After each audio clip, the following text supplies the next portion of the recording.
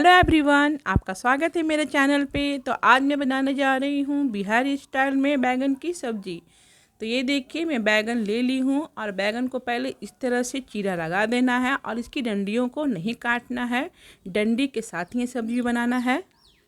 तो इस तरह से पहले मैं देख लूँगी कि कीड़े वगैरह तो बैगन में नहीं है। और कढ़ाई में डाल दी हूँ तेल और बैगन को इस तरह से फ्राई कर लेना है, सभी बैगन को। लेकिन हाँ, सभी बैगन को एक बार आप चेक कर लीजिए कि कीड़े वगैरह तो नहीं हैं। और डंडी के साथ ही इसे भून लेना है और भून कर इसे निकाल लेना है। तो ये देखिए, इस तरह से भून चुका है ये। और मैं डाल दूंगी आलू, उसे भी मैं भून लूँगी इस तरह से। ये बहुत ही स्वादिष्ट सब्ज़ी बनती है, चावल के साथ आप इसे खा सकते हैं। और मैं मसाले डाल दूंगी पीसने के लिए। तो मैं इस तरह से ही सब्ज़ी बनाती हूँ। तो इसमें मैं डाल दूंगी हल्दी, मिर्च पाउडर, धनिया पाउडर और जीरा पाउडर। और इसमें मैं 4 बड़ा चम्मच डालूँगी सरसों। आप काला सरसों भी ले सकते हैं, मैं पीला सरसों ले रही हूँ बनाने के लिए इसे। और 10-15 लहसुन की कलियाँ। और इन सभी मसालों को अच्छी तरह से पीस लेना है।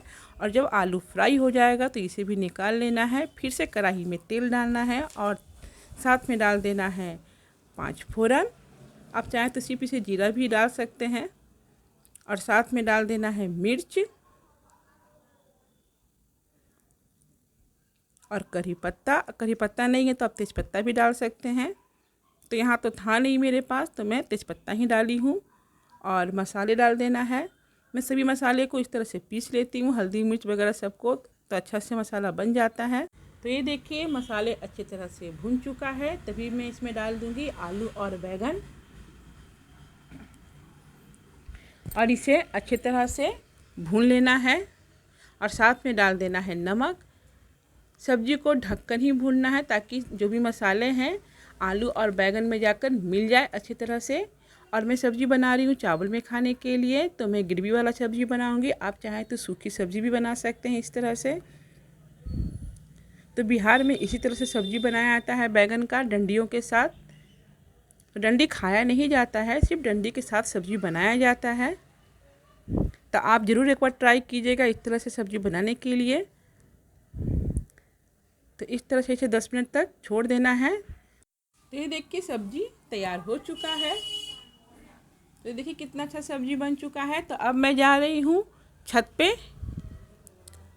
तो छत पे आई हूँ पेड़ पौधा लगाने के लिए। पूरे गमले में घास उग गया था क्योंकि हम लोग यहाँ नहीं रहते हैं। तो पहले मैं मिट्टी निकाल लूँगी गमले से। तो इस तरह से मिट्टी को निकाल लेना है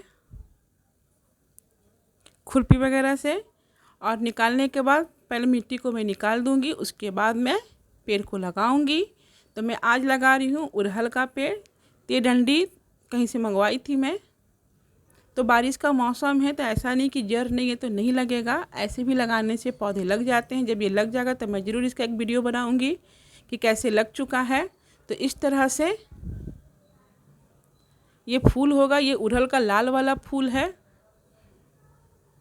तो ऊपर से मैं इसे मिट्टी भर दूंगी और पानी हल्का ही डालना है।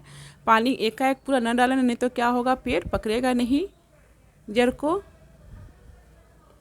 और इस तरह से मैं एक डंडा लगा दूंगी क्योंकि पेड़ बहुत ही बड़ा था, इसीलिए मैं इस तरह से एक डंडा लगा दूंगी ताकि ये टूट ना जाए। और दूसरा पेड़ भी लगा दूंगी। तो इस तरह से पहले मैं स्पेस बनाऊंगी गमले में पौधा लगाने के लिए। ये पेड़ है जो उजला उजला फूल होता है कनेल का, वो वाला पेड़ है। और इस तरह से मिट्टी से ढक देना है। तो मैं 3-4 पौधे मंगाई थी लगाने के लिए और पानी थोड़ा ही डालना है। जब ये पेड़ अच्छे से लग जाएंगे तो मैं 5-6 दिन के बाद का वीडियो बनाऊंगी फिर से। अभी तो मैं इस तरह से लगा रही हूँ, बारिश का दिन है, देखती हूँ लगता है कि नहीं, क्योंकि ये बिना जड़ का पौधा लगा रही हूँ मैं। और इस तरह से जो पेड़ में कुछ में डंडियाँ वगैरह है, कुछ में कुछ भी घास वगैरह है, पहले मैं उसे निकाल के साफ कर लूँगी। ये सब कोई भी काम का पौधा नहीं है, पता नहीं क्या है, मुझे भी पहचानने नहीं आ रहा ये सब। तो पहले मैं इसे निकाल के साफ़ कर लूँगी इस तरह से अच्छे से। सिर्फ इस पेड़ में जड़ था, तो ये है कनैल का।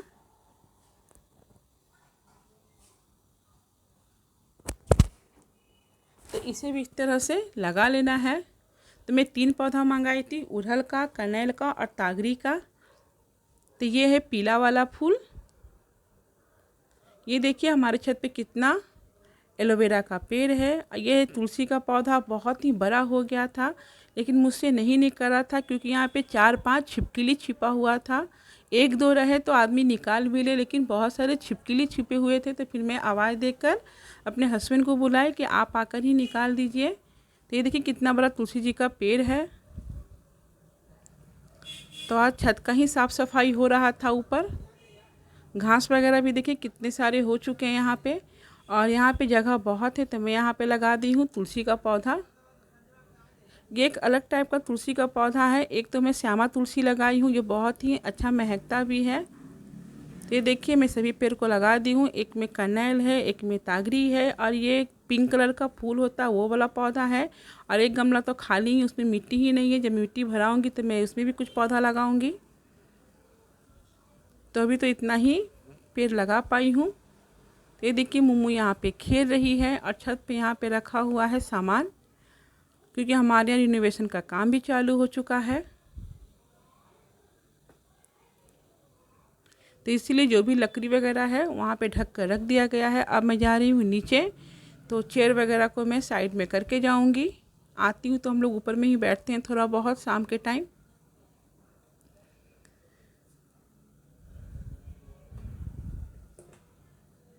तो अब मैं जा रही हूँ नीचे के फ्लोर पे।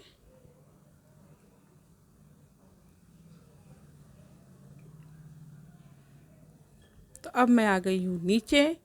अब मैं जा रही हूँ मुम्मू को होमवर्क देने के लिए। तो मुम्मू को होमवर्क के नाम पे ही नींद आने लगता है। तो ये देखिए वो सोने का नाटक भी कर रही है। तो उसे मैं 2 से लेकर 4 तक का टेबल दूंगी लर्न करने के लिए। तो पहले तो उसको नींद आ रहा है पढ़ाई करने के नाम पर। तो शाम को मैं 2 घंटा बैठती हूँ पढ़ाने के लिए, और सुबह में 1 घंटा पढ़ाती हूँ इन लोग को।